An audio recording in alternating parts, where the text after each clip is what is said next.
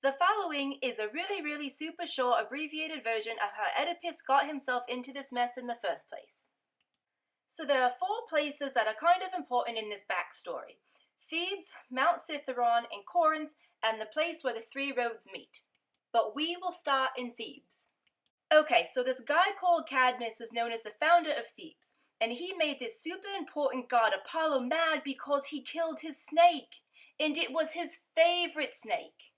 So then Apollo was like, "I curse you and your lineage." Which brings us to King Laius and Queen Jocasta. These 2 lovebirds had a baby, and everything was going swimmingly until they received news of their curse. So, thanks to Cadmus, they found out that the baby boy will marry his mother and kill his father. Well, that's just great. So Jocasta is like, "I don't want to marry my son." And Laius is like, "I don't want you to either." So they were like, "What do we do?" Well, naturally, they pierced the kid's feet and asked a shepherd to leave him on top of a mountain. So the shepherd takes the baby with extremely swollen feet to Mount Cithaeron, but couldn't quite seem to seal the deal. So he finds another shepherd with nothing to do and gives that shepherd the baby. So now this shepherd knows that King Polybus and Queen Merope of Corinth want a kid, so he gives the baby to them. So the king and queen were like, "Yay, a baby!" And they didn't know what to call him, and they looked down at his feet and knew that the perfect name for him would be Oedipus, which lovingly means swollen-footed. So fast forward and Oedipus grows up, and one day this drunk guy tells him that Merope and Polybus aren't really his parents. And Oedipus is like, "What?"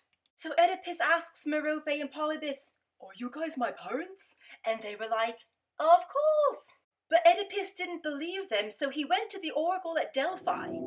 Before he could even ask the question to the oracle was like, "Whoa, Oedipus, you are so cursed. You are going to kill your father and marry your mother." And Oedipus is like, "What?" So of course he doesn't want to go back home to Merope and Polybus because he doesn't want to kill him or marry her, so he's like, "I'm out of here." So he goes in the direct opposite way of Corinth, which is, you guessed it, and say it with me now, Thebes. So as he is journeying, and is where the 3 roads meet, he comes across a carriage, and the man in the carriage is like, "Get out of the way, man!" And Oedipus is like, "No, you get out of the way." So as the carriage is passing Oedipus, the guy in the carriage hits him with a cane, and then Oedipus gets crazy road rage and kills everybody in the carriage except for one person.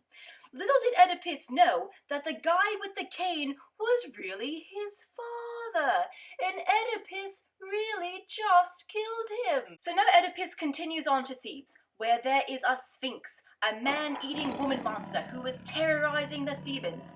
And the Sphinx is over here in Thebes asking people riddles that they can't answer, so then she gets to eat them.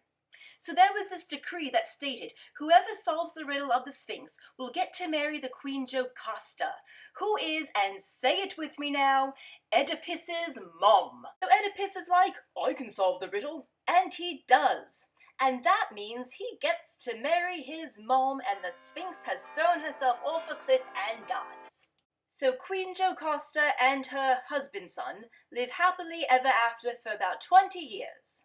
And then the play begins, and it's about to get real.